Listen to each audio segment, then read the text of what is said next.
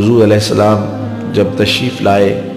تو اس سے قبل کائنات میں ہر سمت اندھیرا ہی اندھیرا تھا، ظلمت ہی ظلمت تھی اور کفر ہی کفر پھیلا ہوا تھا، لیکن میرے حضور کے چہرے کے انوار سے اتنی روشنی نکلی کہ ہر سمت اجالے ہی اجالے ہو گئے۔ شیخ سعدی کی ربائی ہے نا، بالغ العلا بکمالہ ہی، تو اس میں دوسرا مصرع ہے کشفت دجا بجمالہ، تو اس کا مطلب یہ ہے کہ حضور کے چہرے کی چمک سے ساری ظلمتیں مٹ گئی۔ آفتاب زندگی کی ایک شعاع اولی، نور سے تیرے فلک روشن درخشاں ہے زمین، تیری ہستی روشنی کا ایک حسین مینار ہے، ہر کرن جس کی نشان منزل دنیا و دی، تیری نظروں نے تراشے ظلمتوں سے آفتاب، پاؤں تیرے چوم کر ذرے بنے ماہ مبین، اے غریبوں کے سہارے اے یتیموں کی مراد، محسن انسانیت تجھ سا کوئی نہیں۔ تو گویا حضور علیہ السلام کا جمال، حضور کا حسن کائنات کو روشنیاں دیتا ہے، اجالے بانٹتا ہے، نور بکھیرتا ہے، کائنات کے سارے اندھیرے ان کے جمال کی چمک سے ختم ہو گئے اور ہر سمت اجالا ہی اجالا ہو گیا۔ ناگہاں ساکن ہواؤں پر روانی آ گئی اور چمن کے پتے پتے پر جوانی آ گئی، آج زانوئے ازل نے صبح پہ انگڑائی لی اور مسکرا کر ایک کرن نے ہاتھ میں شہنائی لی، مخزن اسرار قدرت کے امی پیدا ہوئے، غل ہوا دنیا میں ختم المرسلین پیدا ہوئے۔ سیدہ آمنہ سلام اللہ علیہا فرماتی ہیں جب حضور کی ولادت کے لمحے قریب آئے تو ستارے میرے آنگن کے اتنے قریب آ گئے کہ مجھے لگتا تھا میرے ویڑے میں گر پڑیں گے، اور فرماتے ہیں جو ہی حضور کی ولادت کے لمحے آئے، سیدہ آمنہ سلام اللہ علیہا فرماتی ہیں خرج منی نور ادا لہو قصور الشام، میرے بطن سے ایسا نور نکلا، اس کی روشنی اور اس کی چمک اتنی تھی، میں یہاں بیٹھی مکے میں تھی، شام اور بصرہ کے محلات مجھ کو نظر آنے لگے۔ یہ سیدہ آمنہ کا قول ہے سلام اللہ علیہا کا، اس کا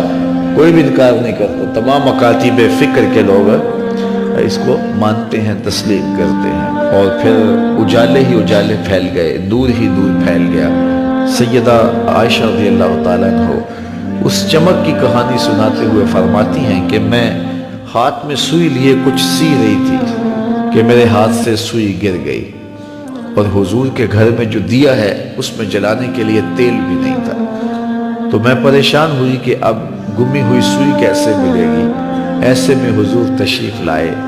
تو میں نے عرض کیا تو حضور مسکرا پڑے، جس کی تسکین سے روتے ہوئے ہنس پڑے، اس تبسم کی عادت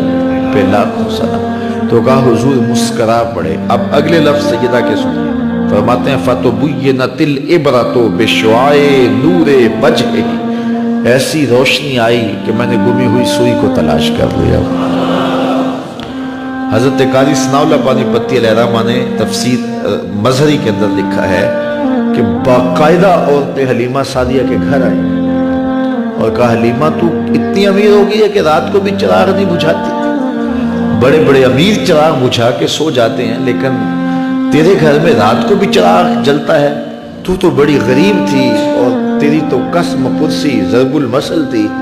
لیکن اب تو اتنی امیر ہو گئی ہے کہ رات کو چراغ بجھا کے نہیں سوتی۔ تو حضرت حلیمہ سعدیہ نے فرمایا آؤ تمہیں بتاؤں میرے گھر میں کون سا چراغ ہے، تو باقاعدہ ان عورتوں کو اپنے گھر لے کے گئیں۔ حضور علیہ السلام پالنے میں تھے، پنگھوڑے میں تھے، تو حضور کی طرف اشارہ کر کے حضرت حلیمہ سعدیہ نے کہا ما کننا نحتاج الی السراج من یوم اخذناہ، جب سے یہ پیارا ہمارے گھر میں آیا ہم نے تو سارے دیے توڑ دیے ہیں، دیے کی ضرورت نہ مشعل کی حاجت، عجب روشنی تو نے پائی حلیمہ، بڑی تو نے توقیر پائی حلیمہ، بنی تو محمد کی دائی حلیمہ۔ کہتے ہیں حضرت حلیمہ سعدیہ کو دوسرے کمرے میں روشنی کی ضرورت ہوتی، حضور کو اٹھا کے وہاں لے جاتی، اور پھر انہیں جب بھوک تنگ کرتی حضور کے چہرے کو دیکھ لیتی، بھوک بھی مٹ جاتی، پیاس بھی مٹ جاتی، اندھیروں میں چراغاں بھی ہوتا، وہ سارا دن تو صحراؤں میں گھوم لیتی تھی، اسے جب بھوک لگتی تھی لبوں کو چوم